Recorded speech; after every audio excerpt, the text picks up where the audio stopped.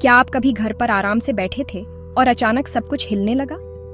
पंखा हिलने लगा, खिड़कियां खड़खड़ाने लगीं और आपकी दिल की धड़कन तेज हो गई।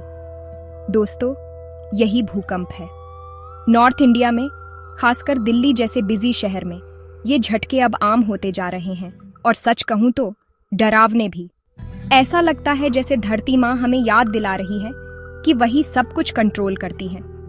हम अक्सर इन छोटे छोटे झटकों के बारे में सुनते हैं, लेकिन बड़ा सवाल यह है कि क्या हम किसी बड़े भूकंप के लिए तैयार हैं? यह एक वेकअप कॉल है, एक चेतावनी है जिस पर हमें ध्यान देना चाहिए, क्योंकि इसे नजरअंदाज करने से कुछ गंभीर बेवकूफ़ी भरी घटनाएं हो सकती हैं, जिनके बहुत बुरे नतीजे हो सकते हैं। जमीन का आपके पैरों के नीचे हिलना एक ऐसी चीज है जिसे आप कभी नहीं भूलते।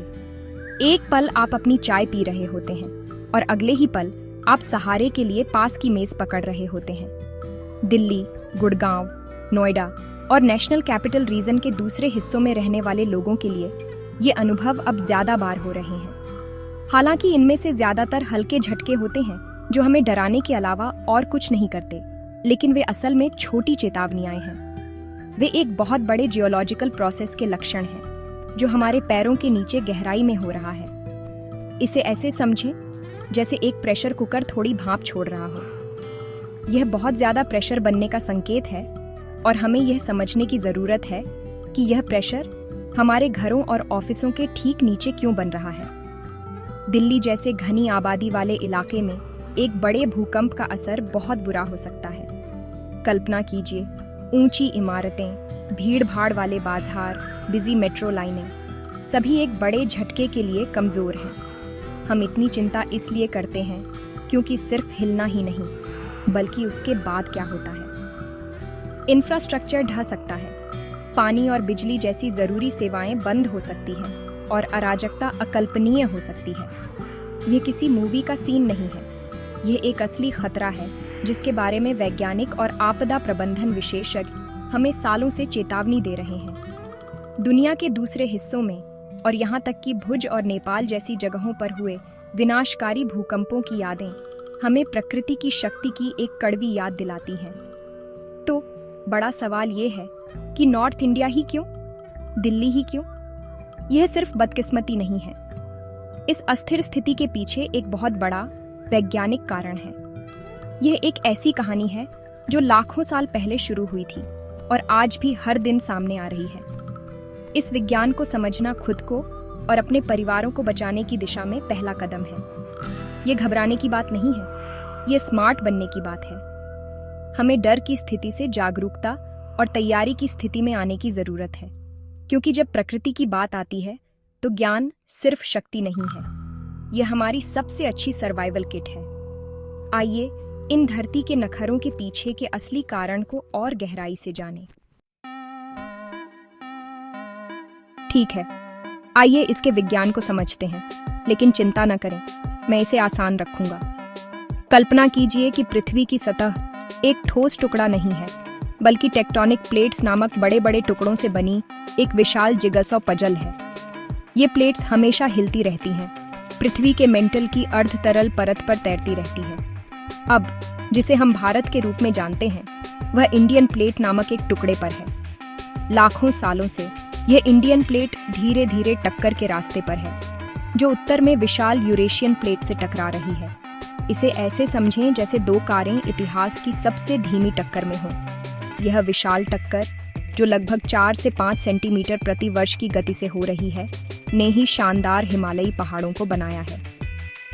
इंडियन और यूरेशियन प्लेटों के बीच यह लगातार धक्का मुक्की ही समस्या शुरू करती है। ये ऐसा है जैसे जब आप अपने हाथों को एक साथ धकेलते हैं, आप दबाव बनते हुए महसूस कर सकते हैं। जमीन के नीचे यह दबाव पृथ्वी की परत में बड़ी बड़ी दरारों के साथ बनता है, जिन्हें फॉल्ट लाइंस कहते हैं। हिमालय मूल रूप से इन फॉल्ट लाइंस से भरा एक विशाल सिकुड़ा हुआ क्षेत्र है। जब इनमें से किसी एक फॉल्ट पर तनाव बहुत ज्यादा हो जाता है, तो चट्टानें अचानक खिसक जाती हैं और एक बड़ी मात्रा में ऊर्जा छोड़ती हैं। यह ऊर्जा भूकंपीय तरंगों के रूप में सतह तक पहुंचती है और यही हमें भूकंप के रूप में महसूस होता है। इन प्लेट्स के बीच की जबरदस्त टक्कर ही इस सारी भूकंपीय गतिविधि को चला रही है।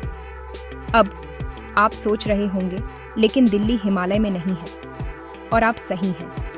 हालांकि राष्ट्रीय राजधानी दिल्ली हरिद्वार रिज पर स्थित है, जो अरावली पहाड़ों का एक सब सरफेस एक्सटेंशन है, जिसमें कई संबंधित फॉल्ट लाइंस हैं। इससे भी महत्वपूर्ण बात यह है कि हिमालय में एक बड़े भूकंप के झटके वहीं नहीं रहते, वे सैकड़ों किलोमीटर तक यात्रा करते हैं। दिल्ली भूकंपीय जोन 4 में स्थित है, जिसका मतलब है कि इसमें मजबूत भूकंपों का अनुभव करने का उच्च जोखिम है। हिमालय में जारी भूकंपीय ऊर्जा जमीन के माध्यम से यात्रा कर सकती है और दिल्ली, चंडीगढ़ और लखनऊ जैसे शहरों को बहुत तेजी से हिला सकती है, जिससे वे बेहद कमजोर हो जाते हैं। तो हर बार जब आप दिल्ली में कोई झटका महसूस करते हैं, तो यह ज्यादातर इस महान भूवैज्ञानिक लड़ाई का एक रिपल इफेक्ट होता है जो उत्तर में चल रही है। हमारे नीचे की जमीन लगातार भारी तनाव के हिसाब से एडजस्ट हो रही है। वैज्ञानिकों ने एनसीआर के अंदर और आसपास कई सक्रिय फॉल्ट लाइंस की पहचान की है, जैसे सोहना फॉल्ट और मथुरा फॉल्ट, जो स्थानीय भूकंप भी पैदा कर सकते हैं।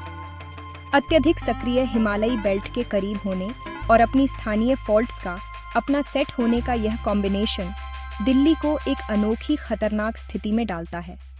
यह एक दोहरा खतरा है जिसे हम बिल्कुल भी नजरअंदाज नहीं कर सकते। खतरे को ठीक से समझने के लिए आइए एक मैप देखें। भारत को 4 भूकंपीय जोन में बांटा गया है। जोन 2 से, जो सबसे कम सक्रिय है, से लेकर जोन 5 तक, जो सबसे ज्यादा सक्रिय है। नॉर्थ इंडिया का एक बड़ा हिस्सा, जिसमें पूरा हिमालयी क्षेत्र, कश्मीर घाटी और हिमाचल प्रदेश और उत्तराखंड के कुछ हिस्से शामिल हैं, जोन 5 में आते हैं। ये सबसे ज्यादा जोखिम वाली कैटेगरी है, जिसका मतलब है कि इसमें बड़े विनाशकारी भूकंपों की सबसे ज्यादा संभावना है। दिल्ली, जम्मू और कश्मीर, पंजाब, उत्तर प्रदेश और बिहार के बाकी हिस्सों के साथ जोन 4 में आता है, जो दूसरी सबसे ज्यादा जोखिम वाली कैटेगरी है। सीधे शब्दों में कहें तो हम एक भूवैज्ञानिक हॉटस्पॉट में रह रहे हैं। सवाल यह नहीं है कि एक बड़ा भूकंप आएगा या नहीं, बल्कि कब आएगा और हम कितने तैयार होंगे। अगर हम इतिहास देखें तो सबूत साफ है। नॉर्थ इंडिया पिछले 1 सदी में कई बड़े भूकंपों से हिल चुका है। 1905 का कांगड़ा भूकंप, जिसकी तीव्रता 7.8 थी, 1934 का बिहार नेपाल भूकंप, जिसकी तीव्रता 8.1 थी, और 1951 का उत्तरकाशी भूकंप, जिसकी तीव्रता 6.8 थी, ने बड़े पैमाने पर तबाही मचाई। हाल ही में 2005 का कश्मीर भूकंप, तीव्रता 7.6, और 2015 का नेपाल भूकंप, तीव्रता 7.8, ने नॉर्थ इंडिया में शक्तिशाली झटके भेजे, जिससे दिल्ली में सभी को अपनी कमजोरी की याद दिलाई। ये सिर्फ आंकड़े नहीं हैं, ये दुखद घटनाएं हैं जो हमारे पैरों के नीचे बंद विशाल शक्ति को उजागर करती है। पिछले भूकंपों का नक्शा हिमालयी आर्क के साथ एक स्पष्ट और खतरनाक पैटर्न दिखाता है। जब हम नॉर्थ इंडिया के जोखिम की तुलना देश के दूसरे हिस्सों से करते हैं, तो अंतर साफ है। जबकि पश्चिमी भारत के कुछ हिस्से, जैसे गुजरात में कच्छ क्षेत्र, जो जोन 5 में भी है, और पूर्वोत्तर भी अत्यधिक भूकंपीय हैं। गंगा जमुना का मैदान, जहां एक बड़ी आबादी रहती है, हिमालय के पास होने के कारण एक अनोखे खतरे का सामना करता है। मध्य भारत और दक्कन पठार का एक बड़ा हिस्सा दक्षिण में जोन 2 और 3 में है, जो अपेक्षाकृत बहुत ज्यादा सुरक्षित है। इस भूवैज्ञानिक लॉटरी का मतलब है कि जहां बेंगलुरु में एक व्यक्ति शायद ही कभी कोई झटका महसूस करता है, वहीं दिल्ली या देहरादून में कोई व्यक्ति एक लगातार अंतर्निहित जोखिम के साथ रहता है। समस्या मिट्टी की स्थिति से बढ़ जाती है। गंगा जमुना का मैदान, जिसमें दिल्ली भी शामिल है, ज्यादातर नरम जलोढ़ मिट्टी पर बना है।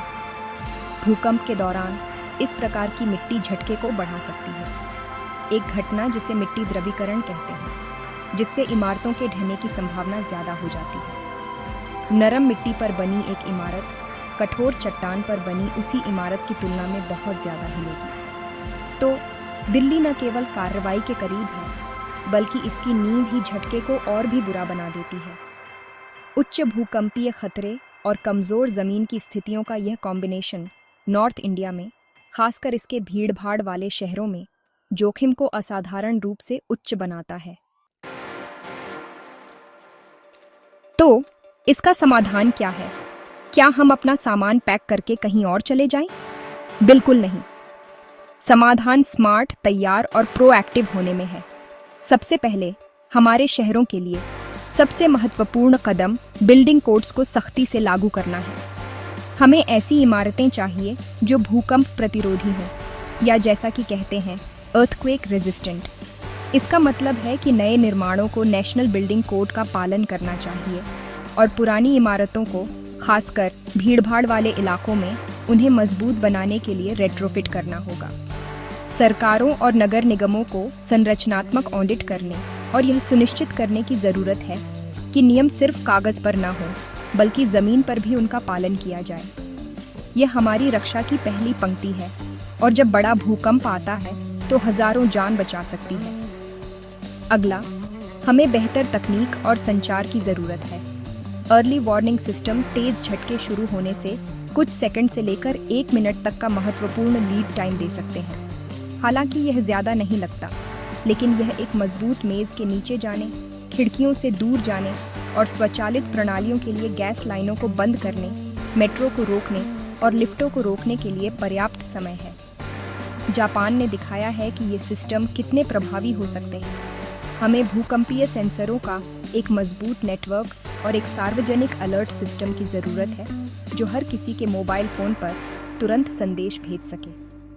ये आपदा को मात देने के लिए तकनीक का उपयोग करने के बारे में है, भले ही वह सिर्फ कुछ सेकंड के लिए ही क्यों ना हो। हमारे लिए, आम आदमी के लिए, कुंजी जागरूकता और अभ्यास है। हम सभी को यह जानना होगा कि भूकंप से पहले, दौरान और बाद में क्या करना है। मंत्र है ड्रॉप, कवर और होल्ड ऑन। ज़मीन पर गिरें, किसी मजबूत फर्नीचर के नीचे कवर लें और हिलना बंद होने तक पकड़े रहें। परिवारों के पास एक इमरजेंसी प्लान और एक गो बैग तैयार होना चाहिए, जिसमें पानी, फर्स्ट एड, एक टॉर्च और महत्वपूर्ण दस्तावेज जैसी ज़रूरी चीज़ें हों। स्कूलों, ऑफिसों और आवासीय सोसाइटियों में नियमित ड्रिल समय की बर्बादी नहीं है। वे मांसपेशियों की याददाश्त बनाते हैं ताकि जब कोई असली भूकंप आता है तो हम सही और शांति से प्रतिक्रिया करें। ये एक साधारण सुरक्षा कवच है जिसे हम खुद के लिए बना सकते हैं। अंत में, जबकि हम भूकंपों को नहीं रोक सकते, हम निश्चित रूप से उनके प्रभाव को कम कर सकते हैं। अगर हम तैयार हैं तो भविष्य डरावना नहीं होना चाहिए। मजबूत सरकारी नीतियों, आधुनिक तकनीक और व्यक्तिगत तैयारी को मिलाकर हम सुरक्षा की संस्कृति बना सकते हैं। झटके प्रकृति से एक याद दिलाते हैं कि उसकी शक्ति का सम्मान करें और अपने शहरों और अपने जीवन को लचीलेपन के साथ बनाएं। आइए आपदा का इंतजार न करें कि वह हमें सबक सिखाए। आइए स्मार्ट बने, जागरूक रहें और तैयार रहें। हमारी सुरक्षा सचमुच हमारे अपने हाथों में है। आइए मिलकर काम करें ताकि जब धरती कांपे तो हम मजबूती से खड़े रहें।